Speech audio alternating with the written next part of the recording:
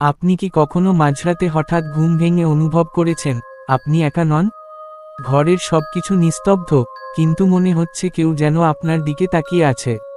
ছোটবেলায় আমরা সবাই শুনেছি বিছানার নিচে দানব লুকিয়ে থাকে। বড় হয়ে সেই ভয়কে আমরা ভুলে যাই। কিন্তু যদি সেই গল্পগুলো সত্যি হয়, যদি সত্যিই আপনার বিছানার নিচে কেউ অপেক্ষা করে, এই গল্পে আমি শেয়ার করতে যাচ্ছি এমন এক ভয়ঙ্কর অভিজ্ঞতা, যেখানে একটি সাধারণ রাত ধীরে ধীরে পরিণত হয় দুঃস্বপ্নে। আলো নিভে গেলে, দরজা বন্ধ হলে, আর আপনি একা হলে, তখনই শুরু হয় আসল আতঙ্ক। আজ জানবেন, বিছানার নিচে সত্যিই কি লুকিয়ে আছে ভূত। আমি সবসময় ভেবেছিলাম বিছানার নিচে দানব থাকে, এটা শুধু ছোটদের কল্পনা। কিন্তু সেদিন রাতে আমি বুঝলাম, সব কল্পনা মিথ্যে নয়। সেদিন রাতটা ছিল অন্য সব রাতের মতোই সাধারণ। বাইরে হালকা বৃষ্টি পড়ছিল, জানালার কাছে বৃষ্টির টুপটাপ শব্দ একটা অদ্ভুত নিস্তব্ধতা তৈরি করছিল। আমি নতুন বাসায় উঠেছি মাত্র 3 দিন হলো। পুরনো বাড়ি, কাঠের মেঝে, অদ্ভুত গন্ধ, সব মিলিয়ে বাড়িটা একটু ভৌতিক লাগছিল, কিন্তু আমি এসব ব্যাপারে খুব একটা বিশ্বাস করতাম না। আমার রুমটা ছিল বাড়ির শেষ প্রান্তে। একটা পুরনো কাঠের বিছানা, পাশে একটা ছোট টেবিল, আর একটা বড় আলমারি। সবকিছুই যেন অনেক পুরনো। প্রথম রাতে কিছুই হয়নি, দ্বিতীয় রাতেও সব স্বাভাবিক ছিল। কিন্তু তৃতীয় রাতে সবকিছু বদলে গেল। রাত তখন প্রায় 2টা। হঠাৎ আমার ঘুম ভেঙে গেল। কেন ভাঙল বুঝতে পারছিলাম না। চারপাশ নিস্তব্ধ, শুধু বৃষ্টির শব্দ। তারপর আমি শুনলাম টক টক টক। শব্দটা যেন বিছানার নিচ থেকে আসছে। প্রথমে আমি ভেবেছিলাম হয়তো ইঁদুর। পুরনো বাড়িতে ইঁদুর থাকা স্বাভাবিক। কিন্তু শব্দটা থামল না, বরং ধীরে ধীরে আরও স্পষ্ট হতে লাগল। টক টক টক। আমার বুকের ভেতর ধকধক করতে লাগল। আমি ধীরে ধীরে উঠে বসলাম। বিছানার নিচে তাকানোর সাহস হচ্ছিল না। হঠাৎ শব্দটা বন্ধ হয়ে গেল। আমি একটু স্বস্তি পেলাম, ভাবলাম হয়তো ভুল শুনেছি। আবার শুয়ে পড়লাম, কিন্তু ঠিক তখনই বিছানার নিচ থেকে একটা দীর্ঘ নিঃশ্বাসের শব্দ ভেসে এল। হা! আমার পুরো শরীর ঠান্ডা হয়ে গেল। আমি আর নড়তে পারছিলাম না। মনে হচ্ছিল কেউ আমার বিছানার নিচে বসে আছে। কয়েক সেকেন্ড পরে আবার শব্দ হলো।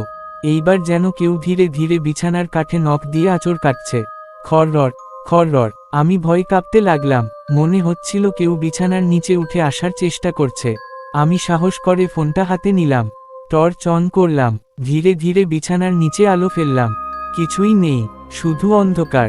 আমি একটু স্বস্তি পেলাম, মনে হলো হয়তো ভয়ের কারণে ভুল শুনেছি। কিন্তু ঠিক তখনই ফোনের আলো হঠাৎ বন্ধ হয়ে গেল। স্ক্রিন পুরো কালো। আমি আবার টর্চ চালু করার চেষ্টা করলাম, কিন্তু ফোন কাজ করছিল না। ঠিক তখনই আমার বিছানা হালকা নড়ে উঠল। কেউ যেন নিচ থেকে বিছানাটা ধাক্কা দিচ্ছে। আমি চিৎকার করতে যাচ্ছিলাম, কিন্তু গলা দিয়ে শব্দ বের হচ্ছিল না। হঠাৎ বিছানার নিচ থেকে একটা ফিসফিস শব্দ ভেসে এল।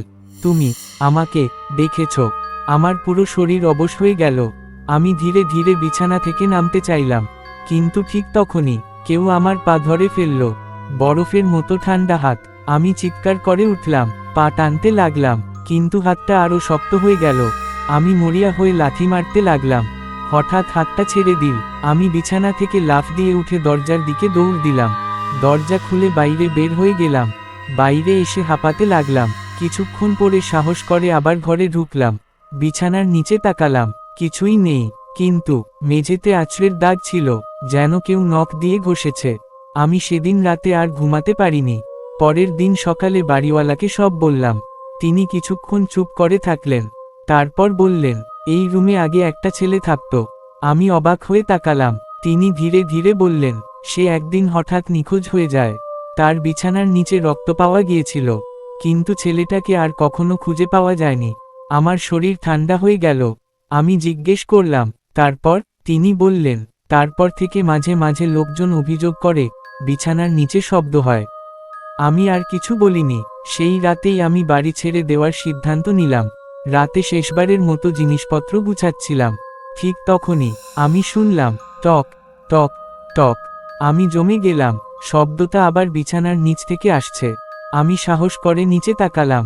এইবার আমি দেখলাম অন্ধকারের ভেতর দুটো লাল চোখ, আর একটা ফিসফিস শব্দ, তুমি চলে যাচ্ছ? আমি দৌড়ে ঘর থেকে বের হয়ে গেলাম। সেদিন রাতের পর আর কখনো সেই বাড়িতে ফিরে যাইনি। কিন্তু গল্প এখানেই শেষ নয়। কয়েকদিন পরে আমার নতুন বাসায় উঠলাম। সব কিছু ঠিকঠাক ছিল। প্রথম রাতে ভালো ঘুম হলো, দ্বিতীয় রাতেও সব স্বাভাবিক। তৃতীয় রাতে আমি আবার শুনলাম টক টক টক। আমার বুক ধক করে উঠল। শব্দটা বিছানার নিচ থেকে আসছে। তারপর একটা ফিসফিস শব্দ, আমি তোমার সঙ্গে এসেছি। আমি নিচে তাকালাম, অন্ধকারে দুটো লাল চোখ আর একটা ঠান্ডা হাসি। এবার তুমি কোথায় যাবে? সেই রাতের পর আমি আর কখনো বিছানার নিচে তাকাই না, কারণ আমি জানি কেউ এখনো সেখানে আছে। ভূত। আমি স্থির হয়ে বসেছিলাম। আমার বুকের ভেতর ধুকপুক শব্দ এত জোরে হচ্ছিল যে মনে হচ্ছিল বিছানার নিচে থাকা জিনিসটাও সেটা শুনতে পাচ্ছে।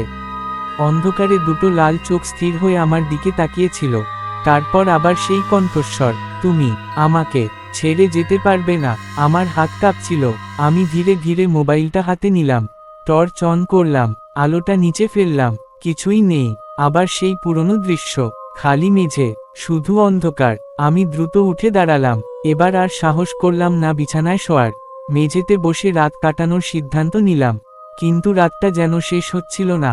হঠাৎ আমার বিছানা নিজে নিজেই কেঁপে উঠল, ধীরে ধীরে, তারপর আরো জোরে, ধপ ধপ ধপ। আমি আতঙ্কে দরজার দিকে তাকালাম। দরজা বন্ধ, জানালাও বন্ধ। ঘরে আমি ছাড়া আর কেউ নেই।